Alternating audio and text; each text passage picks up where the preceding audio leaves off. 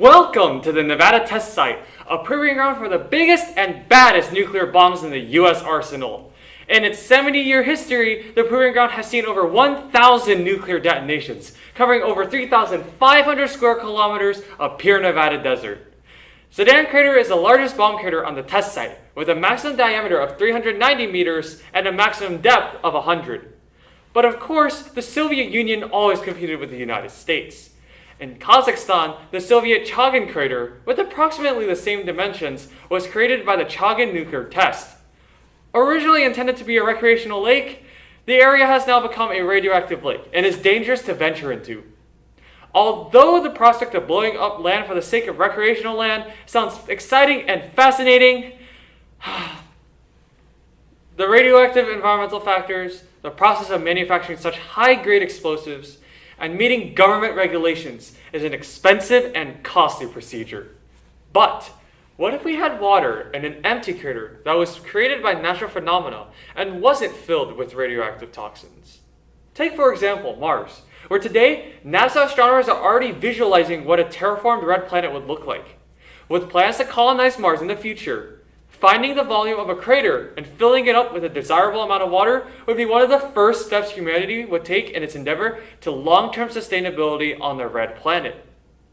Let's begin with a hypothetical crater on Mars. Let's say that one day, Elon Musk decides to build a summer vacation home on Mars and has found a crater 10 kilometers in diameter. The crater is located at a height of 0 kilometers and is symmetric around the y-axis. The depth of the crater, f, at a distance of x from its center, is defined by the fourth order polynomial.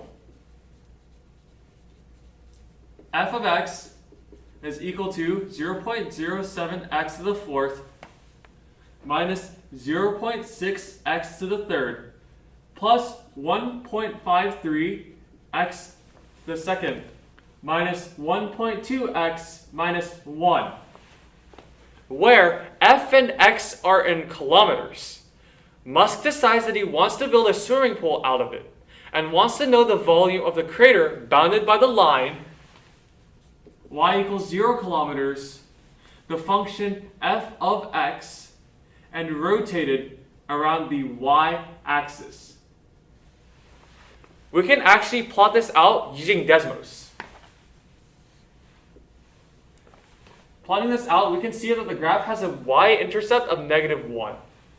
Starting here, it goes down, comes up, back down again, and then comes up intersecting the x-axis at 5. We then reflect this across the y-axis to get a crater of 10 kilometers in diameter. To find the volume of the crater, we can use integration. Using shell integration, Musk and his engineers are able to calculate the volume of the Martian crater. The formula for shell integration, when the function is rotated around x equals h, is as follows. 2 pi times the integral from a to b of x minus h times f of x dx, where h is less than or equal to a, which is less than b. Since the function is being rotated around the y-axis, h is going to be 0. The volume is bounded by the function f of x and by the line y equals 0 kilometers, meaning that a would also be equal to 0. And finally, because the diameter of the crater is 10 kilometers, the radius of the crater is 5 kilometers. Therefore, b will be equal to 5. Plugging everything in to the equation, we obtain the following. 2 pi times the integral from 0 to 5 of x times 0.07x to the fourth minus 0.6x to the third plus 1.53x squared minus 1.2x minus 1 dx. We then find the individual integrals for each x term, which ultimately equates to 2 pi times 7x to the 6th over 600 minus 3x to the 5th over 25 plus 153 x to the fourth over 400 minus 2 over 5 x cubed minus x squared over 2 from 0 to 5. Using Wolfram alpha, we can get an answer of 2 pi times negative 775 over 48.